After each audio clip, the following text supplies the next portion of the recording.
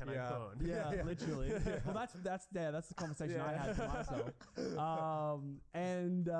You just start with I have a really good kind of business partner that I've had from like kind of the start. His name's Billy. Like started off in like kind of very professional lawyer services, so he helped me out with getting everything started and brought over kind of my team from like my editing team and stuff that I'd already built from my channel and just try to like scale it a little bit. And then just hiring people and contracting players.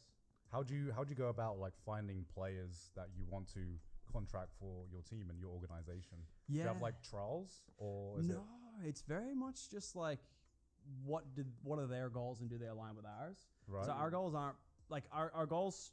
I mean, we're trying to definitely. Is winning not the goal? Yeah. No, don't be shit. But that's like, I feel like that's kind of a fallacy. It's like winning for teams, I feel like is the highest priority, right? It's like, and I get it, right? You're not going in to lose. Like you're obviously trying to win, but the top orgs at the top level, they got this money glitch coming in from somewhere. We don't know where it is, but they're spending so much on the top players, so to win it's very expensive, and that's why no one makes any money. Because they're just ego bowling each other to try and get the best players. So I actually like, for me it's about picking the best talent in Australia and how we can prop them up to compete at an international level, because the meme is Australia goes overseas, we don't win. And it's like, you look at League, I don't know, you guys follow any esports? I follow So all my knowledge of esports comes from basically like League. Yeah, they dissolved. Yeah, well, they got rid of the League completely. Like, gone. Oh yeah, because they were like, no one's watching. no one's watching. And then so there's the time zone from like the commercial side. You're only putting it out to people who live in Australia, 30 million. So that's your viewership. And do they like esports? Well, not really, because we don't win. So it's kind of this weird relationship, right? So I think that's the big part of it, and trying to prop up those Australian players so that they can actually compete at the highest level. One thing I've always been curious about is, okay, you find the players because, you know, in the top kind of echelon of whatever game you're playing, there's only a few you can pick from that are like can perform at the top level. How'd you go about finding coaching and you know, that kind of getting that environment to really coach them into a esports kind of like environment? Yeah, I've actually been pretty lucky with that one. The coach is actually not too hard. Oh, really? Had some really good like people in, you know, Fortnite and Rocket League who have just been from other organizations and just getting them involved. Like, no, that one's actually a pretty easy one. Yeah, well, what do you think makes a good coach? Because I've always found it so interesting because like... Our coach is doing a panel on this at DreamHack, by the way. Oh, really? Okay. Awesome. I'll fucking go there, I don't know if I'm qualified to speak on it, but like his coaching philosophy, this is Jim, our Rocket League coach, is he doesn't come from much of a gameplay perspective. He comes from more of a mental and like psychological perspective on like, you know, trying to not tilt and setting up the players best for those kinds of...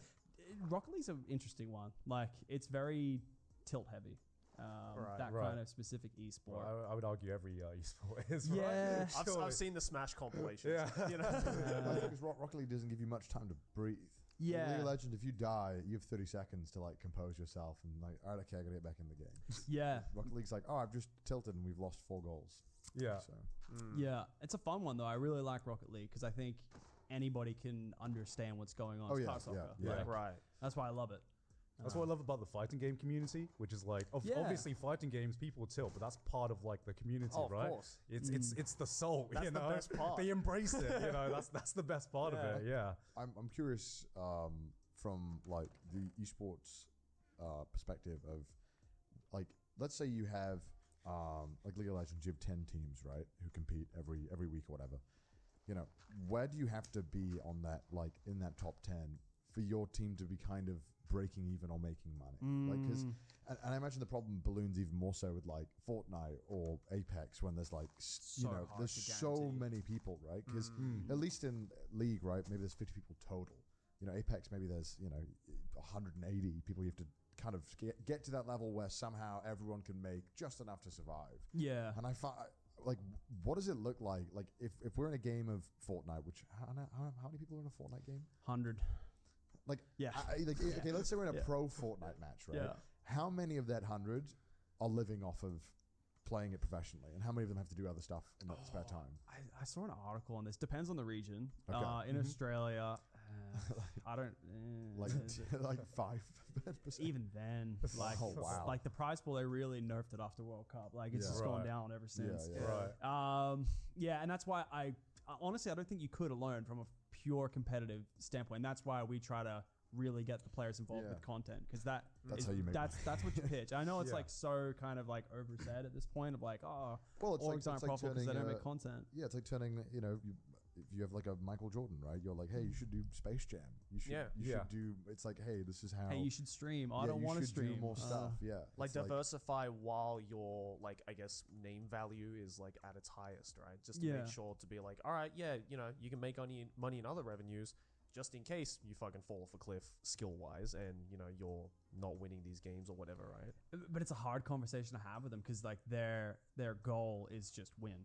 Yeah. It's not about like, if I put on a stream, I play worse so I don't stream. And like Right. that's a hard, chat I've had to players because I'm like, I'd kill to have your skill and be able to create content and stream. Like I would actually kill for that. But like for them, it's just like got third last week and we're looking for first. And it's like, I'm that's part of our agenda too. We want to win too. So it's like, I'm just, more trying to preach that kind of stability because like esports is very cutthroat. It is.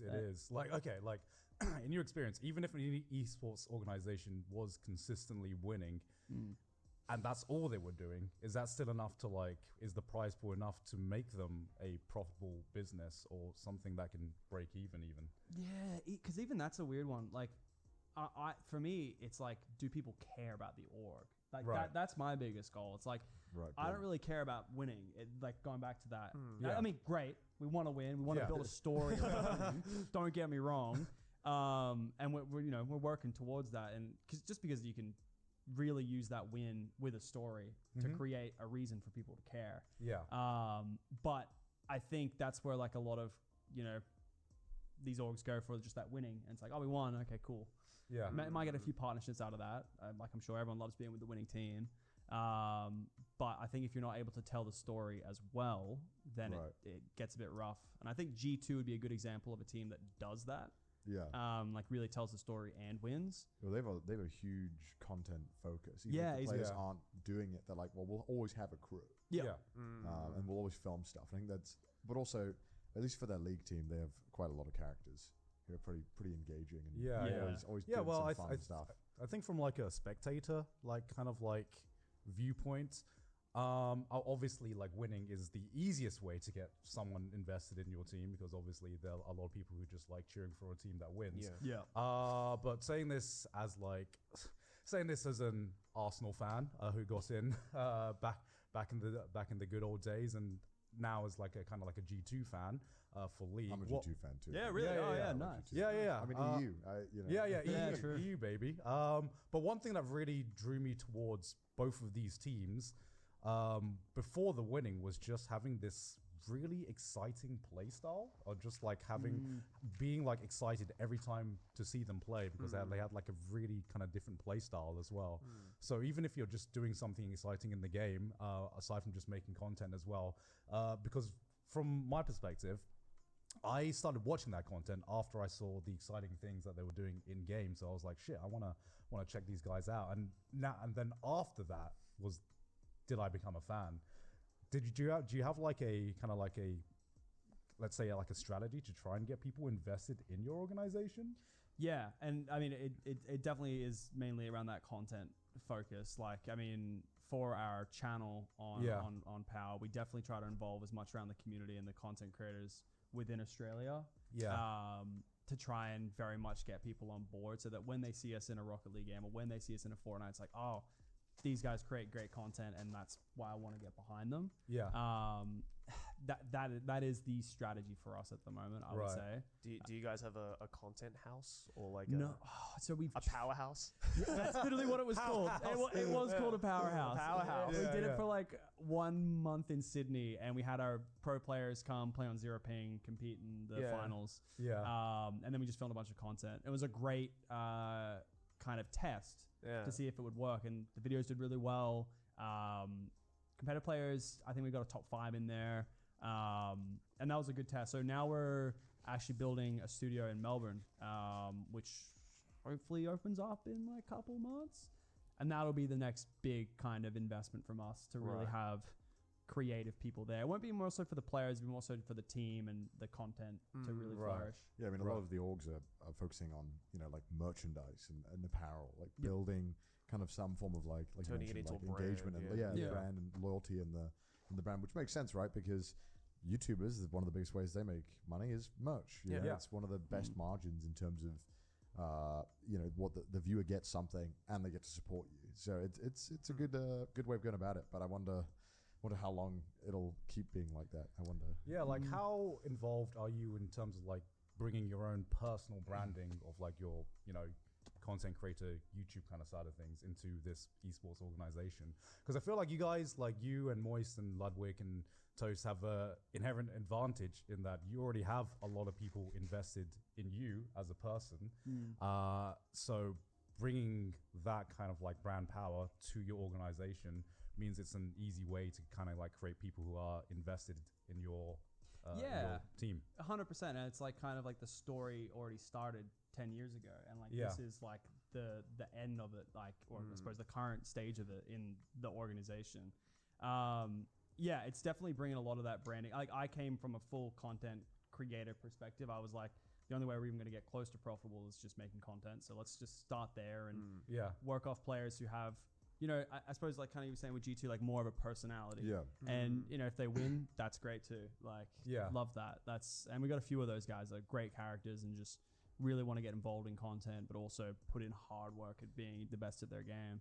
Is it ever a question of, can the esports agency that's like you mentioned, like Moist or whatever, can that org ever eclipse your own kind of influence and following, or is it something where it's always in the shadow of?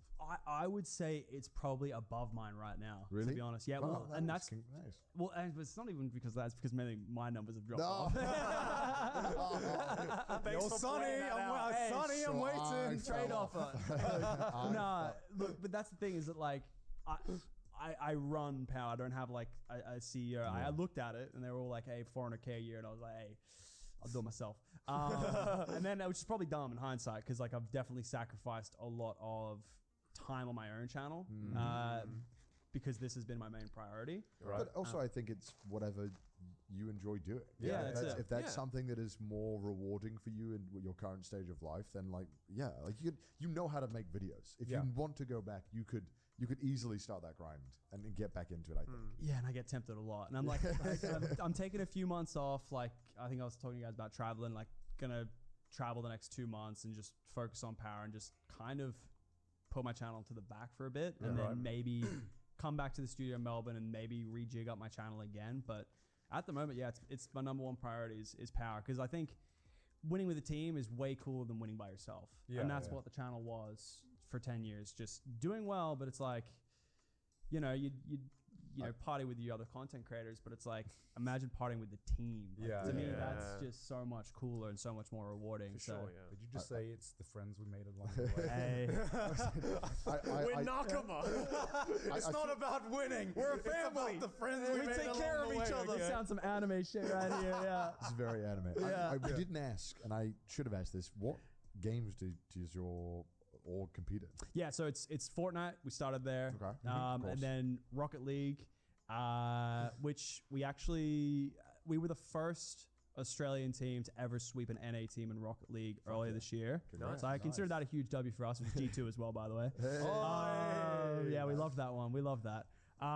And then, Fortnite, we've got 6 players, one of which got top 5 at DreamHack San Diego. Fuck yeah, nice. And he's going to Gamers 8 for that big $2 million tournament later this year. Luck. Yeah, no. You can bring home some money. No. I suppose, I think similar orgs have it, but we don't take any prize money. That's kind of theirs, and we just help build everything else around it. Which I think is definitely probably the better way of doing it. Makes more sense. How's it feel seeing your team compete? So good. Like, okay, so here's the thing. Have you guys watched like Moist's Rocket League watch parties? Yeah, I love it. Yeah, it's so good. So good. Yeah. Like, Joyo! You're Musty! Rise! Yeah! Oh! Yes! Oh, baby! so like, I watch him, right? And it's like, I was back in the spring major last year. We were competing and I was streaming hours on YouTube, but we only made it past one round and it was depressing because it was like 0-3, 0-3, we're out. And it was like, fuck. And then I'm sitting there living through Charlie, watching his team win. I'm like, fuck, man, I want that so bad. And they won it. And then they won it. And I was like, fuck, man, I feel so good for him right now. I've done the opposite spectrum of like stream my team just getting absolutely rinsed by FaZe Clan and just another team. And it's just like, I think I've watched Charlie, his team lose. It's like, it's depressing. It's depressing as fuck. But also that's the journey. But right? and it's also the content. Yeah, right. Like, you're getting depressed. Viewers they're loving watching your pain. I saw a lot of just fucking like looking so defeated when his team lost. It was kind of fun to watch. Because it's like you said, like you see the highs, you get the lows, and that's what makes it great. Yeah. Because you see a man who's invested, like money and emotion. Yeah. It's like if you watched Arsenal, but every time Arsenal lost, you would lose 50K. No, I know. It's so much more fun to watch. It's like this is great. It's like a That's deeper. just high stakes gambling at that point. No, I was gonna say it's a deeper level in the gambling. It's like higher stakes because not even just money, it's also time. Yeah. No, It's like the next level of sports betting. It's like I don't sports bet. I make my own esports team and then I bet on them. But also, it's kind of five head because they're buying essentially just guaranteed content for themselves as well. Because you get that every single week or whatever they're playing. You get to stream it, and you get to then make money off of those streams. Yeah, it's good in the content calendar wheel. It's, like for streamers specifically as well. Like I am not much of a streamer. Like I started making YouTube content, but I did do like a 2-year YouTube deal streaming a while back, and that was where I really got into streaming and. It was interesting to learn. Like, not into the streaming because you got the YouTube deal as like the first wave. Yeah, right? We were on the first wave of it back in the day. That when Mixer was really starting to pipe up and Mixer signed Ninja, and then first Streamer War started, and it cool. Now it's actually kind of back now. Kick, it's back. Heard a couple rumblings going on. Just sign my deals, damn. I love Twitch. This episode is sponsored by Vessi Shoes. I will never leave the house unless I'm wearing Vessies. If you have seen a picture of any of us in the past few years or months, we are most definitely wearing a pair of Vessies, and there's a good reason. Tell them why, Gant. I do not have another pair of shoes that are as comfortable, as breathable, and they're just waterproof. One of my biggest complaints about life is that when I'd go outside in England, I'd go out into the rain, and I'd always come back with wet socks. Disgusting. And with their 4-way stretch, lightweight comfort, and easy and on-off accessibility, it is the perfect shoe. And best of all, super easy to clean. Honestly, one of the big reasons is that I don't have to think about my footwear whenever I take a trip or something, because Vessies is good for whatever occasion you can think of. They're so good that I wore them to Gant's wedding, so you know that they are suitable for any situation, anywhere you are in the world. So if you want to join the Vessi gang like we have, then make sure to go over to vessi.com/trashtaste and use our coupon code TRASHTASTE at checkout to get 15% off your order. Do it now. I'll see you there. Thank you very much to Vessi for sponsoring us today. Back to the video. One thing I wanted to ask actually is like, are you planning to like kind of extend to other games as well with Power? Yeah, definitely. I think that's in the books for 2023 this year. It's and that's like kind of part of it is like surveying which game to go next. Would you be interested in like, because you obviously like massive Pokemon fan, right? Like, have you ever thought about like going into like the competitive Pokemon scene or? That's interesting. That started really hitting my like For You page on YouTube. Yeah, what's like that guy really Wolfie? blown up recently. I feel. Is it Wolfie? Yeah, Wolfie. Yeah, he's making some great content. Yeah. Like really good storytelling. He's been innovating, but also when you're playing with a Nintendo property. Nah, So the answer is no. But yeah. There's always that looming thought of like, when are they going to decide they don't like this? Yeah, when are they going to shut it down? Yeah. I mean, I've seen all the Smash like shitstorm going on. Yeah, it's crazy that they just don't want any esports. Like they've actively, where other games like Blizzard Activision will pay hundreds of millions of dollars to get something. Nintendo will actively be like, fuck this, fuck you, don't play our games longer than we tell you to. I just don't think they really like understand the scene enough, and I feel like it's gone way too long. Where we can't use that as an excuse anymore. You don't think? I think they understand it, they just don't want it. I feel like that is not their goal as a company. They are that fucking granddad who's just like, what is esports? I don't understand this. I only watch real sports. Yeah, that's not real sports. Yeah, because it feels like especially in Japan, I don't know how big the esports scene is in Japan, but I know it's like almost non-existent in terms of like league. Is it Valorant or is it? Valorant's pretty big in Japan. Yeah, I was gonna say, I think Valorant might be the number Apex one is for also Japan. huge in Japan. Yeah, no, Right, Apex won the Battle Royale war in Japan. Oh yeah, it's which not is- even close. Yeah, and like they're getting Aaron Yeagers and they're still not winning. Like Yeah. how's that?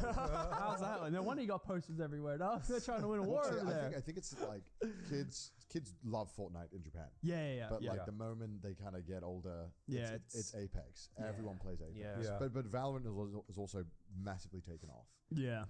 League. Thank all the League- VTubers for that. Yeah, Yeah. a lot of VTubers actually, and Yeah. streamers push Apex. Yeah, right. I think it was actually the VTubers that originally, especially with Apex, blew it up in Japan. Because Yeah. there was like a bunch of like pretty top level Japanese VTubers who got really fucking good at Apex. Well, they Yeah. also have like I think it's not maybe bi-weekly or monthly VTuber Apex tournaments. in Oh, Japan, yeah, and they're yeah. pretty big. Yeah. Oh wow. Yeah, basically VTubers control the Japanese meta about pretty what much. games gets played, right? MOBAs they do not like in Japan. No. Yeah. Okay, that's Korea. Yeah, Korea Yeah. loves MOBAs. Yeah, Japan yeah. does not want MOBAs. Are you playing any games outside of like Fortnite and Yeah, what games do you your play content? personally? You know what's crazy? It's gonna sound cringe, but it's actually Fortnite.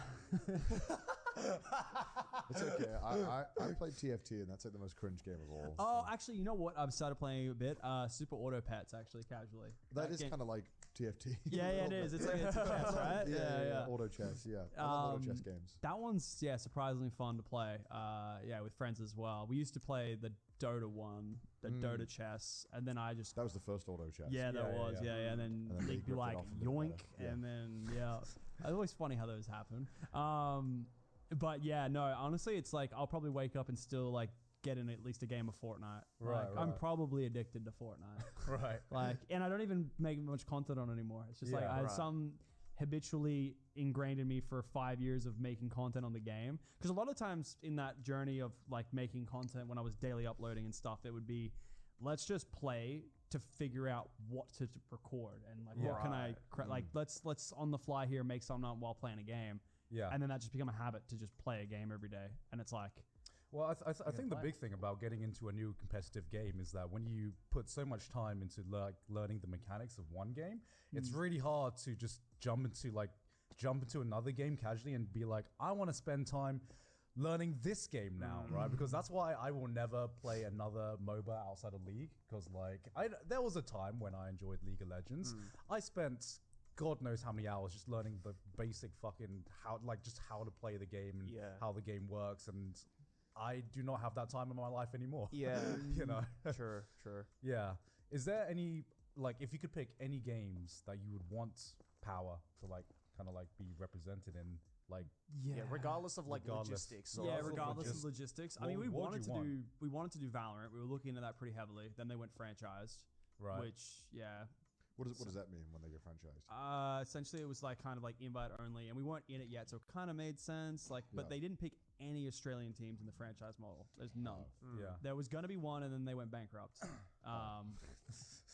Welcome to esports. Maybe. Like everybody's going bankrupt. Yeah, there's a couple.